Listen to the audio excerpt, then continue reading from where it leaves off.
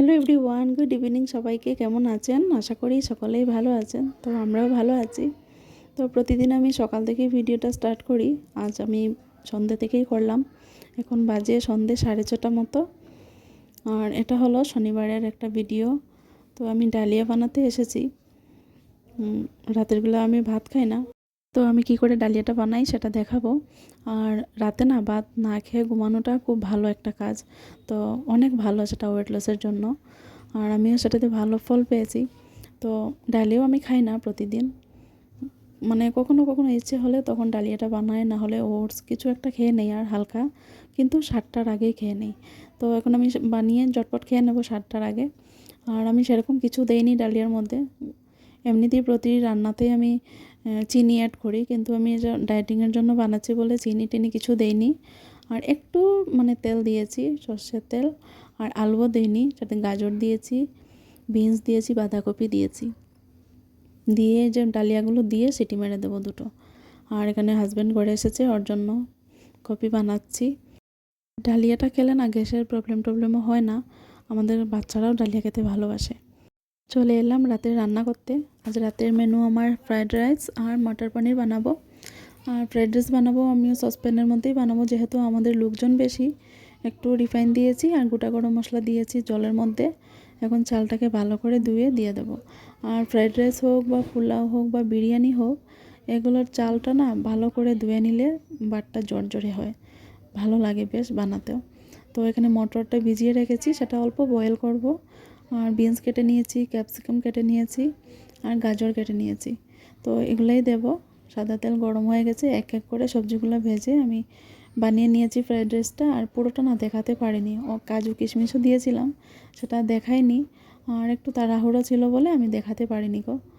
আর এখানে আমার শাশুড়ি মা, উনি তো নিরামিষ খান, ওনার জন্য আলু মটর আর টমেটো দিয়ে একটা নিরামিষ তরকারি বানিয়েছি। আর আমাদের জন্য এখানে মটর পনিরের জন্য আমি টমেটো, পেঁয়াজ, রসুন, আদা, কাঁচা লঙ্কা, কিশমিশ, কাজু, কাসুরি মেথি সব মশলাগুলো একসাথে অল্প বাটারের মধ্যে ভেজে নিয়ে আর পেস্ট করে এটা দিয়েছি। আর এটা দেওয়ার আগে ফোড়নে গোটা গরম মশলা অল্প দিয়েছিলাম আর গোটা জিরে দিয়েছিলাম। দিয়ে পেস্টটা দিয়ে রেগুলার যে মশলা হয় সেগুলো দিয়েছি, আর একটু টক দই দিয়েছিলাম। দিয়ে ভালো করে নাড়াচাড়া করে সাঁতলে নিয়ে মশলাটা আমি পনিরটা দিয়ে দিলাম। এবার পনিরটাও একটু নাড়াচাড়া করে নেব, করে তারপর জল দিয়ে দেব। দেখুন কীরকম হয়েছে, দেখতে বেশ ভালোই লাগছে, খেতে কীরকম হবে জানি না। তো খাওয়া তো আমার হয়ে গেছে, বেশ ভালোই হয়েছিল খেতে। আর রান্না হয়ে যাওয়ার পর আমি এখানে কসুরি মেথি দিয়েছি। আর কসুরি মেথিটা না একটু রোস্ট করে দিলে সেটা ফ্লেভারটা আর একটু বেশি সুন্দর হয়। তো আমার হাতে এতটাও সময় ছিল না বলে আমি এমনিতেই দিয়ে দিয়েছি। একটু ধনেপাতা কুচিও দিয়েছিলাম। আর লাস্টে একটু বাটার দিয়ে সেটাকে নামিয়ে দেব। বাটার একটু দিয়েছি, এখন বাটারের ফ্লেভারটা লাস্টে দিয়েছি আমি, ফ্লেভারটা থাকার জন্য। আমি মনে করি যে কোনো রান্না যদি দেখতে ভালো হয়, খেতেও ভালো হয়। তো এটা হলো পরের দিনের ভিডিও, মানে রবিবার সকালবেলার। তো প্রচণ্ড রৌদ্র উঠেছে দেখুন সকালবেলা, কয়েকদিন ধরে এরকম সকালবেলা প্রচণ্ড রৌদ্র উঠে গরম লাগে। আর ঘুম থেকে উঠে যদি দেখা হয় মানে সকালবেলার ওয়েদারটা ভালো, দিনটা ভালো হবে, তখন অটোমেটিক মনটা ভালো হয়ে যায়। তো আমার তো হয়, আমি জানি সবারই হয় এরকমটা, তাই না? রাত্রে হলে তো বেশ ঠান্ডাই লাগে, ব্ল্যাঙ্কেট তো নিতেই হয়। আবার ফ্যানটা চালু না করলেও হয় না, মানে ফ্যানও অন করতে হয় আবার ব্ল্যাঙ্কেটও নিতে হয়। দুটোর কম্বিনেশনটা ভালোই লাগে বেশ। কিন্তু এরকম অবস্থা হয়েছে, মশা তো এখন অবধি মানে বিদায় নিচ্ছে না। জানি না এই বছর ঠান্ডাতেও মশা থাকবে কি না। আর আমরা যেহেতু মশারি নেওয়ার অভ্যেস আমাদের নেই, ঠিক ভালো লাগে না মশারি নিয়ে ঘুমোতে, মশারির ভিতরে ঢুকিয়ে ঘুমোতে। মানে আমার হাজব্যান্ডও ভালোবাসে না, আমারও সেটা ভালো লাগে না। কথা বলতে বলতে আমার বিছানা গোছানো কমপ্লিট। আর রান্নাবার জারটা দিয়ে নেই।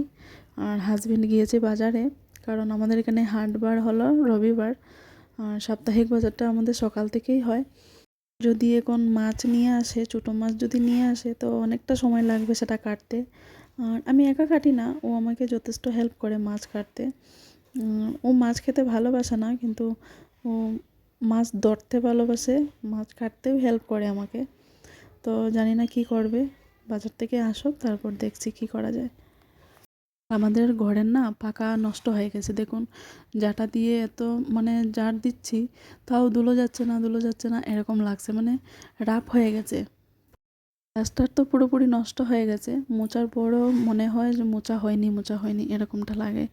তো বাজার থেকে চলে এসেছে, আমাকে ডাকছে, এবার আমি যাই। সবজিগুলো নিয়ে এসেছে, সব প্যাকিং করে এসেছি। এবার এগুলোকে ফ্রিজে ঢুকাবো, কেননা বাইরে রাখলে তো নষ্ট হয়ে যাবে এতগুলো সবজি। ফুলকপি, বাঁধাকপি, মূলো, টমেটো, জলফাই, আরও আছে কি বিনস, বরবটি, কাঁচা লঙ্কা নিয়ে এসেছে। এই কাঁচা লঙ্কাগুলোকে মানে কাঁচা লঙ্কার ডেটুটাকে ছাড়িয়ে বক্সে ঢুকিয়ে নিয়েছি। এরকম করে রাখলে কি হয়, নষ্ট হয় না। আর যে মাছও নিয়ে এসেছিলো, কাতলা মাছ, এটাকে ভালো করে ধুয়ে রেখেছি। আর দুপুরবেলা আর ভিডিও করা হয়নি, মানে ঘুমিয়ে পড়েছিলাম দুপুরে খাওয়ার পর, ভুলে গিয়েছিলাম। তো এখন ঘুম থেকে উঠেছি, এখন বিকেল হয়ে গেছে, সন্ধ্যা দেব। তো কাপড়গুলো আমি আজ গুছাইনি, রেখে দিয়েছিলাম চেয়ারের মধ্যে, এরকমই থেকে গেছে। কাপড়গুলো গুছিয়ে এবার যাব সন্ধ্যা দিতে।